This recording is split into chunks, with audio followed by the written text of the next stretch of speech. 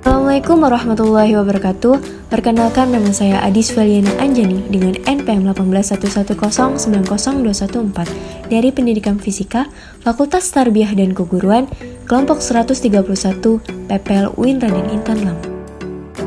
Dengan dosen pembimbing lapangan Pak Indarto MSc.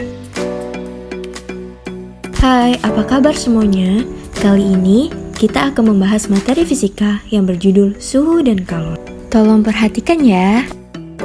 Terdapat seorang anak yang asik bermain bola di bawah turunnya air hujan tanpa menghiraukan kondisi badan, sehingga sesaat kemudian ia merasakan badannya tidak sehat. Lalu, dokter mengatakan bahwa anak tersebut sakit demam atau panas. Untuk mengukur seberapa panas badan anak tersebut, digunakan alat yang dinamakan termometer. Terdapat 3 jenis termometer. Yang pertama, termometer laboratorium. Dan yang kedua, termometer klinis untuk mengukur suhu badan manusia. Dan yang ketiga, terdapat termometer ruangan. Terdapat 4 jenis skala termometer. Yang pertama ada Celsius, yang kedua Fahrenheit, yang ketiga Reaumur, dan keempat Kelvin. Titik terendah Celsius adalah 0, tertingginya adalah 100. Untuk Fahrenheit, titik terendahnya 32, dan titik tertingginya adalah 212. Untuk Reaumur, titik terendahnya adalah 0, dan tertingginya adalah 80. Dan Kelvin, titik terendahnya 273 dan tertingginya adalah 373. Masing-masing selisih untuk Celsius, Fahrenheit, Reaumur, dan Kelvin ialah 100 untuk Celsius, 180 untuk Fahrenheit, 80 Reaumur, dan 100 untuk Kelvin. Jika sama-sama dibagi 20, maka memiliki pembanding skala Celsius banding Fahrenheit, banding Reaumur, dan banding Kelvin, yakni 5:9, banding 4, dan banding 5. Dengan rumusnya yakni perbandingan yang dicari per perbandingan yang diketahui dikali skala yang diketahui. Oke teman-teman, di sini terdapat rumus konversi skala termometer untuk Celsius, Reaumur, Fahrenheit, dan Kelvin.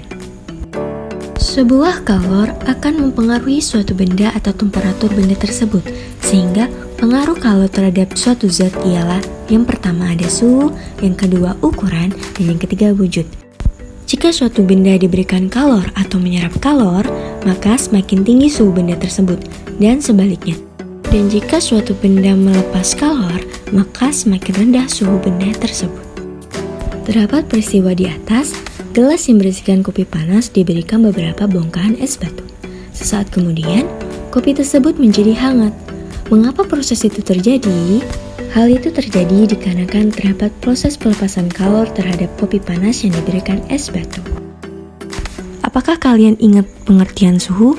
Suhu merupakan derajat panas suatu benda. Semakin tinggi suhu benda, maka semakin panas benda tersebut. Dengan 1 kalori sama dengan 4,2 joule, 1 joule sama dengan 0,24 kalori, dan 1 kilokalori sama dengan 1000 kalori. Terdapat pengaruh kalor terhadap perubahan suhu zat. Ketika suatu zat dikenai kalor, maka zat tersebut akan mengalami kenaikan suhu. Kenaikan suhu tersebut dikarenakan zat memiliki kemampuan menyerap kalor. Kemampuan zat untuk menyerap kalor tersebut dikatakan sebagai kalor jenis. Oke teman-teman, di sini terdapat hubungan pengaruh kalor terhadap suatu perubahan suhu, yang dimana rumusnya adalah Q sama dengan M kali C kali delta T, dengan keterangan Q sama dengan kalor dengan satuan joule, M sama dengan massa zat dengan satuan kilogram, C sama dengan kalor jenis dengan satuan joule per kilogram derajat Kelvin, dan delta T sama dengan perubahan suhu dengan satuan Kelvin. Terdapat juga besaran lain yang terkait dengan kalor terhadap perubahan suhu, yakni kapasitas kalor. Kapasitas kalor merupakan banyaknya energi yang harus diberikan dalam bentuk kalor untuk menaikkan suhu suatu zat sebesar 1 Kelvin atau 1 derajat Celcius. Rumus kapasitas kalor berhubungan erat dengan rumus kalor sebelumnya, yakni C sama dengan Q per delta T menjadi C sama dengan M kali C kali delta T per delta T menjadi C sama dengan M kali C, dikarenakan delta T-nya sama, sehingga bisa dihilangkan. Dengan keterangannya, Q sama dengan kalor dengan satuan joule, M sama dengan massa zat dengan satuan kilogram, C sama dengan kalor jenis dengan satuan joule per kilogram derajat Kelvin, C besar sama dengan kapasitas kalor dengan satuan joule per Kelvin, dan delta T adalah perubahan suhu dengan satuan Kelvin. Oke teman-teman, di sini terdapat contoh pencarian kalor dengan massa sebesar 10 kg, perubahan suhunya dari 15 derajat Celcius menjadi 100 derajat Celcius, sehingga perubahan suhunya menjadi 85 derajat Celcius dengan kalor jenis besinya 550 Joule per kilogram. Yang ditanya adalah kalornya. Rumus kalor tadi ialah M kali C kali delta T. Setelah itu dimasukkan angka-angkanya. Kalor sama dengan 10 dikali 550 dikali 85 menjadi 467.500 Joule dan dijadikan kilojoule, maka dibagi 1000 menjadi 467,5 kilojoule. Yang selanjutnya adalah pemuaian. Pemuaian merupakan perubahan ukuran suatu zat ke segala arah. Ketika pemuaian ditinjau pada arah panjang benda disebut dengan pemuaian panjang. Yang kedua, ketika pemuaian ditinjau pada arah panjang dan lebar disebut dengan pemuaian luas. Dan ketika pemuaian ditinjau pada segala arah sehingga mengubah volume benda itu disebut dengan pemuaian volume. Berikut ini adalah rumus pemuaian. Rumus pemuaian panjang dilambangkan dengan L, rumus pemuaian luas dilambangkan dengan A, rumus pemuaian volume dilambangkan dengan V. Untuk rumus pemuaian panjang adalah L sama dengan L0 buka kurung 1 plus alfa kali delta T tutup kurung. Yang kedua, rumus pemuaian luas adalah A sama dengan A0 buka kurung 1 plus beta kali delta T tutup kurung. Dan untuk rumus pemuaian volume adalah V sama dengan V0 buka kurung 1 plus gamma kali delta T tutup kurung. Beda untuk rumus pemuaian panjang, luas, dan volume terletak pada koefisien muanya, di mana pemuaian panjang menggunakan alfa, pemuaian luas menggunakan beta, dan pemuaian volume menggunakan gamma.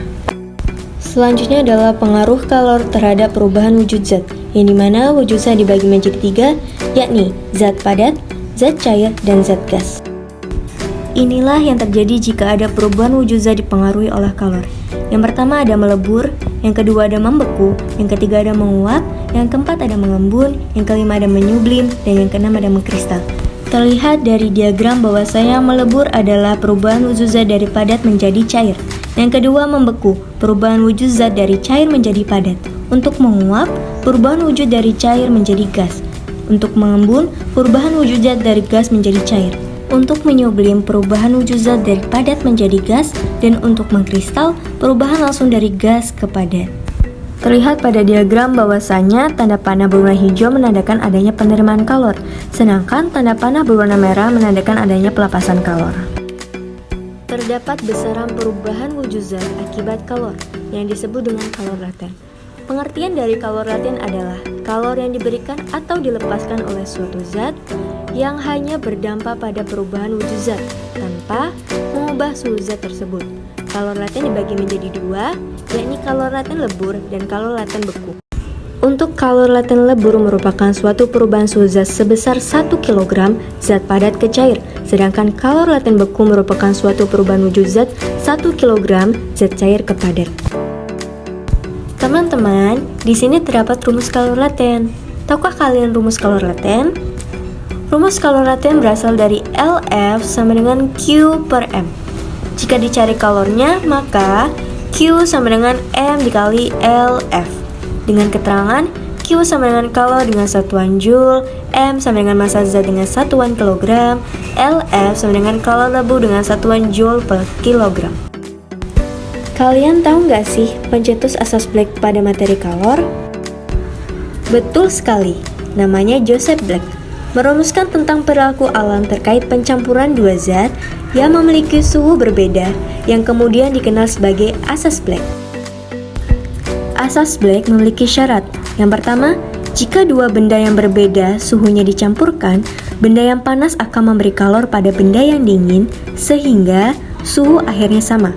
Yang kedua, jumlah kalor yang diserap benda dingin sama dengan jumlah kalor yang dilepas benda panas.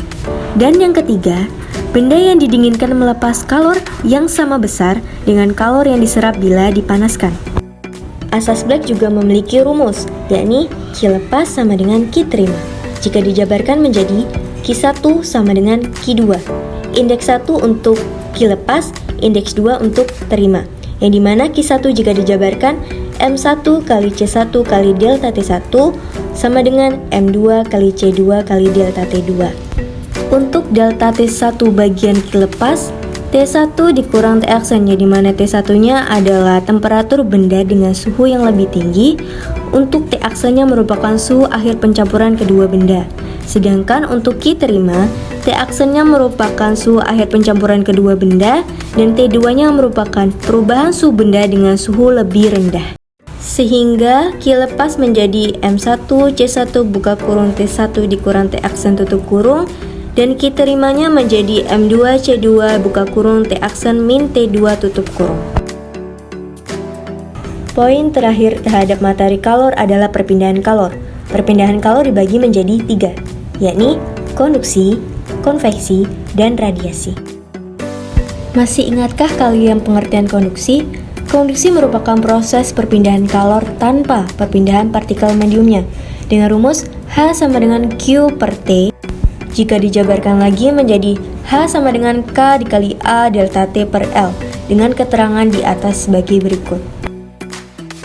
Sedangkan untuk pengertian konveksi adalah perpindahan kalor dengan perpindahan partikel mediumnya dengan rumus H sama dengan Q per T jika dijabarkan menjadi H sama dengan H kecil dikali A dikali delta T, dengan H kecil merupakan koefisien konveksi termal.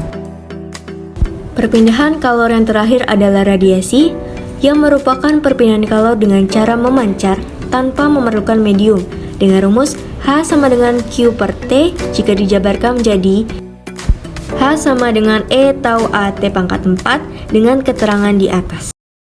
Untuk taunya merupakan tetapan Stefan Boltzmann dengan 5,6 kali 10 pangkat 8 W per M kuadrat kali K pangkat 4. Ilustrasi di atas merupakan contoh perpindahan kalor saat kita memasak air. Konduksi terjadi ketika panas dari kompor berpindah ke panci, dikarenakan aluminium merupakan penghantar panas yang baik. Untuk proses konveksi terjadi ketika air yang terkena panas terlebih dahulu berada di bagian bawah, sehingga air panas itu akan bergerak ke atas dan air dingin akan bergerak ke bawah secara terus-menerus. Sedangkan perpindahan kalor secara radiasi ketika kita memanaskan air, api dari kompor akan memancarkan radiasi.